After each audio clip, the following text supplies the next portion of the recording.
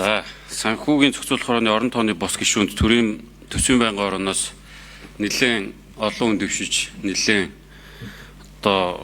унж босож явж байгаад гэрэл дод багш орж ирж байгаа юм байна. Би бол таныг танихгүй л дээ. Гэхдээ most нэлээд олон жил 2000 оноос хойш багшилсан байна. Одоогоор бас ажиллаж байгаа юм байна. За, тэгээд танд амжилт хүсье. Тэгээд би нэг 2 3 юм хэлсэн. Өмнө нь санхүүгийн зохицуулах хорооны дарга томилогдоо явж байхад бас хэлсэн. Санхүүгийн зохицуулах хорооны одоо байгаа дарга чинь өөрөө өмнөх удирдлагуудтайгаа цуг одоо мэрэгжилтэнгээс ингээд шат амжилга явсаар байгаа л сая дарга болж байгаа юм. Гэхдээ яг дарга болохынхаа өмнө бол тэнцээ бас яг дэд захирал хийж исэн шахуу хүн байлээ шүү дээ. Тэгээ аль болох одоо байгаа дүрм журамчин ийм учраас бидний гараас юм гарахгүй байна. Энийг ингээ өөрчилж чадсангүй, шинчилж чадсангүй гэдэг юм яриад байна. Та бол одоо өөрөө сайн мэдж байгаа Аргентин улсын ерөнхийлөгч маш хурдтайгаар маш одоо юм дөрвтэй шинжилтүүдийг мэрэгжлийн хүн хийж чадсан учраас Аргентин улс инфляцаа яаж бууруулж чадсан, мөнгөн тэмдэгтээ яаж барьж чадсан маш олон амжилттай жишээнүүдийг бид нар тэнцэнээс харах боломжтой. Тэгээд та бол нөгөө багшун учраас бас нэг уламжлалтаар сэтгэхгүйгээр бас нэг харьцангуй өөрчлөх боломжтой зүйлсийг өөрчлөх саналаа гаргаж жагаад тэгээд нэг жоохон стандартын бос сэтгэхэд гэдэг юм одоо байгаа дүрм журмынхын хүрээнд сэтгэхгүйгээр нэг жоохон дөрвтойхон шиг зоригтойхон шиг өөрчлөлтүүдийг хийхгүй бол өнөөдөр одоо зүгээр энэ зах зээл дээрээс нэг машин авч унах гэж байгаа иргэн дорж дондог бол банкаар авна уу, банк усаар авна уу хамаагүй машин л авч ивэл тэр үний зорилго биелнэ. Бид нар Монгол банкыг төрийн мэдэлд улсын хурлын харьяа байгууллага гэж байлгаж байна. Санхүүгийн зохицуулах хороог төрийн мэдэл одоо энэ улсын хурлын харьяа байгууллага гэж байлгаж байна. Энэ хоёр дээр тавигдах шаардлага өөр байна уу гэхээс иргэнд тавигдаад байгаа шаардлага өөр байна гэдэг ойлголт байхгүй шүү дээ. Тэгэхээр энэ мэтлэнгээр асуудлуудыг маш сайн зэгцлэх асуудал байгаа.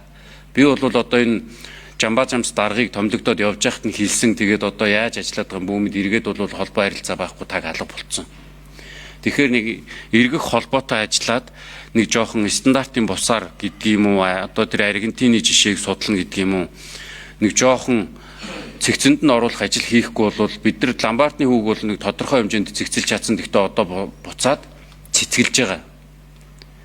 Одоо энэ банк усуудыг харах юм бол банк өөрөө дэрэгдээ банк усанд бараг Ламбарттай юм шиг явж байгаа шүү дээ. Одоо компани нэр хэлбэл бас нэг жоохон бизнесийн нэр хүндэд халтсан болчих واخ. Гэхдээ банкн дээр авч чадаагүй юм а банк ус дээр нь очиод авчиж байгаа нэг л компаниас авч байгаа гэсэн үг шүү дээ. Тэгэхээр энэ хоорондынх нь тэр нөгөө нэг шалгуур үзүүлэлтүүдийг илүү тодорхой болгох гэдэг дээр нэлээд та түлхүү анхаарч ажиллавал бас сайн байх гэж одоо захиж хэлж байгаа.